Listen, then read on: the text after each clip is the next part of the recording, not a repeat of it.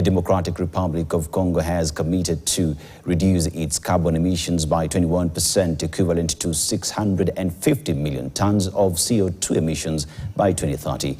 This is in line with the Paris Agreement and other climate change declarations calling for urgent action by developed countries to reduce emissions. KTN's Daniel Kariuki has more. African countries have continued to be crippled by huge debts as they borrow more funds from the developed countries to address various issues brought about by climate change. Democratic Republic of Congo has walked the talk by signing the agreement that starts its journey towards lowering emissions.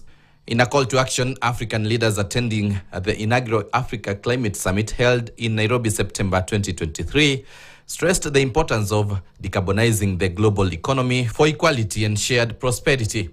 Under the Paris Agreement, DRC has now committed to reduce its emissions by 21%.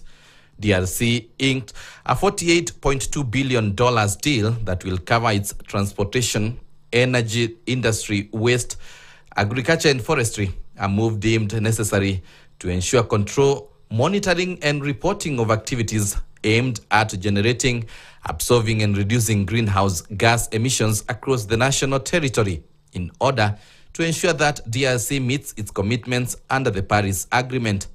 The agreement we have just signed represents a significant milestone in our commitment to sustainability and the global fight against climate change. Jobs are going to be created, 450,000 jobs and 7,500 specialized work is going to be created because of this, and the country is going to benefit a lot. The deal signed by Congolese Environmental Agency on behalf of Congo government, Lukung Technology Corporation and Shiftings Limited, a limited liability company incorporated in Kenya, will ensure that environmental protection is considered in the execution of any development project involving infrastructure, renewable natural resources, among others. This partnership will empower local communities to become stewards of their own natural resources. They will be investing in sustainable peatland management practice. It's important that we've come to this juncture where we've signed the contract with Lukung.